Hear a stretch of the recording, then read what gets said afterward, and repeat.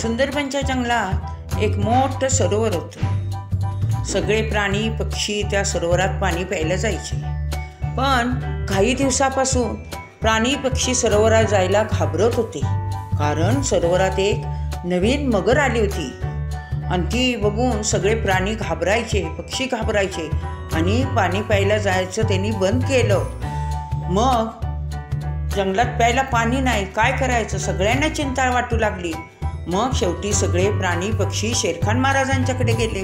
शेरखान महाराजांना विचारलं, आम्ही पाणी कुठलं आता पिणार, कारण आपल्या सरोवरात दुष्ट मगर आल्या, आम्हाला भीती वाटत्या।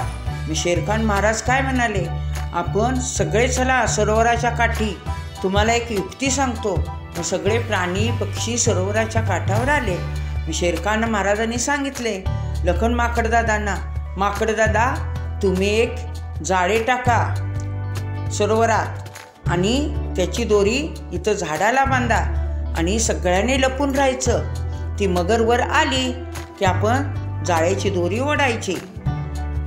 झालं, ठरल्याप्रमाणे सगळं सांगून शेरखान महाराजांनी झाल्यावर सगळे प्राणी लपले, शेरखान महाराजही लपले। मग थोड्या वेळाने मगरीची हालचाल सरोवरात जाणवू लागली। मग हरिणताई पाणी प्यायला गेल्या, त्यांनी नाटक केलं पाणी प्यायचं म्हणजे मगर तिथे येईल। हरिणताई पाणी पिऊ लागल्या, तेवढ्यात मगर तिथं आली।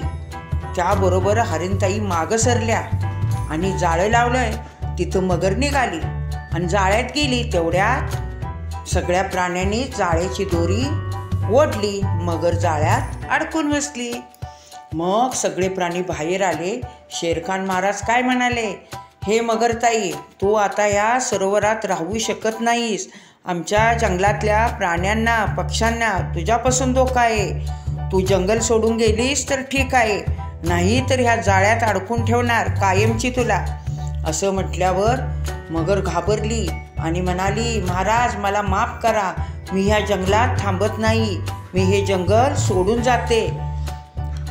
जंगलवासी सगळे पाणी पिऊ देत सरोवरात येऊन, मी त्यांना धोका देणार नाही, पण मी आता निघून जाते। असे म्हणून ती मगर पाण्यातनं निघून गेली। मग सगळ्या प्राण्यांनी पक्ष्यांनी निश्वास सोडला। शेरखान महाराज म्हणाले, आता पाहिजे तेवढं पाणी पीत जावा, पाण्याची आता चिंता नाही।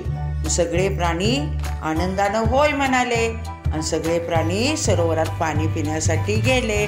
संकटाच्या वेळेला डोक्यानं, शांत डोक्याने विचार करून काहीतरी युक्ती काढायची असते।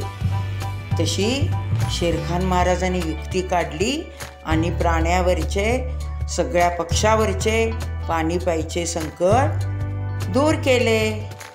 अशा तऱ्हेने हुशारीने वागावे, शांत डोक्याने विचार करून वागावे, निर्णय लगेच सुचतो।